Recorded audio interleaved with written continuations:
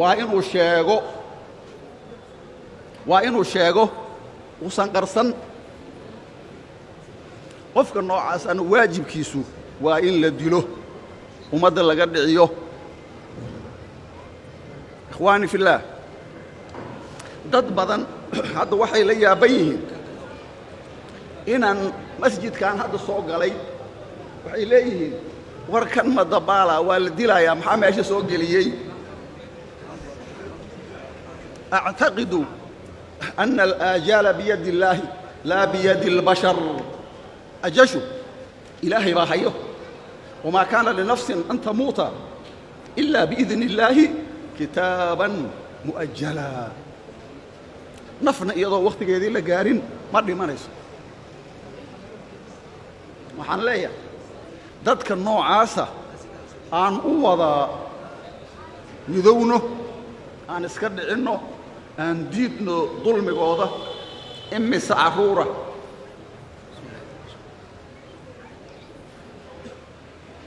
imise carruura oo sabtigii gelinka hore aabba lahaa oo maanta aan aabba lahayn imisaa hooyo lahaa maalinkaas gelinkii hore sabtigii aan maanta hooyo lahayn imisaa biil haystay oon maanta haysan imisa oo meherado shaqo lahaa oo u furnayd oo maanta laga burburiyo oo laga baabi'iyey war dadka saas u dhaqmaya waxaan arkayay gabar yar oo la leeyahay ehelkeedii ciddii aragtaha soo sheegto hooyadeeda waa dhimatay la leeyahay war ma naxariisa ma diina ma caqliya ma dadnima xagee laga keenay tan ikhwaani fillaahi waxaan rabaa inaan ku celceliyo waa iska dhicinaynaa nimankaas waa iska celinaynaa waxaan runtii aad u bogaadinaya ummadda Soomaaliyeed ee fahantay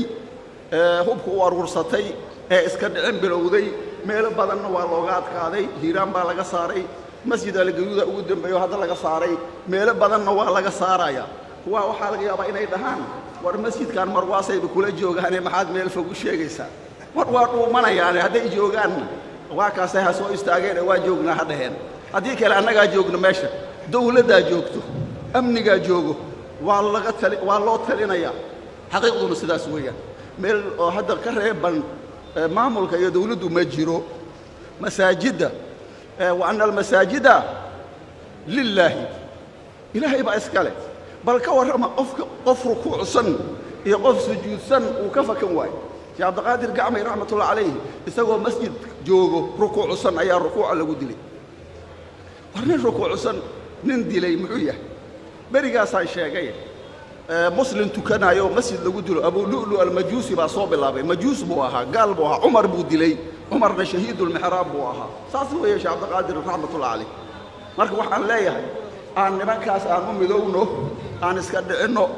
hal la soo sheego qofkii laga shakiyaba hal la soo sheego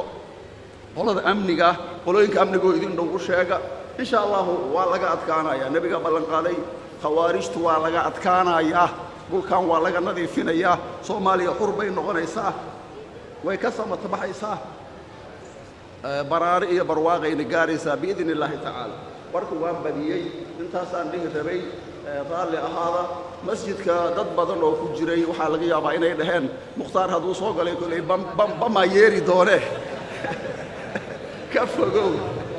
waxba ma yeerin insha allahu mana yeerayaane cabsida horta qalbigiina ka saara ilaahay uunbaa qofka dili karo ajashiisu u dhimanayaahe ogaada masjid naga reebanu ma jiro muslimkaan la tukan doonnaa waa la tashan doonnaa waa insha allahu tacaala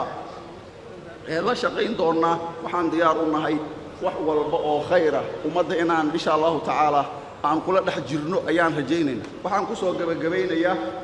masjidkan marwaasa anigu mukhtaar ahaan raad gooni oo igu leeyahay isagoon la dhisin oo masjid yariis oo waliba lagu daadegaayo hoos loogu soo daadegaayo oo god camal ah oo geed moogi baar mi ah geedaa ku yaalay maya muxuu ahaa yaa muxuu ahaa geedkaas geed baa ku yaalay marka ayaan ku soo tukaday anoo dhallinyaro ah markii la dhisaayaan joogay la furaayay baan joogay raad kale waa igu leeyahay oo allah u naxariistay shariif axmedey shariifow ayaa riyaadu saalixiinkii ugu horreeyey meeshaan igu akhriyey رياض صالحين مركي يقول ريون أخرسته مسجد كان اللي هو أخريي شريف وعد انت يا لوير رحمة الله عليه شريف وصف كان هركوت كان أيان جوجي جري وأرضي كوهاي وماشان جوجي شيخ محمد هادي وإمام ماشان كوه تجينايو أيان جوجي جري شيخ من أولي هاي مسمى يا فتان كي دقال كي كدي بيلو أدي قرن مايو ولا شيء وحيرو طبشاها جرته waxaan leeyahay insha Allah ta'ala maamulka masjidka iyo ehelkiisa dhamaan hawshaasna si fudud oo dhow ayaan u gabagabaynaynaa biidnillahi ta'ala wasaaraddu ay gali doontaa waxaan leeyahay la tadlimuna wala tudlamun wajazaakumullahu khayr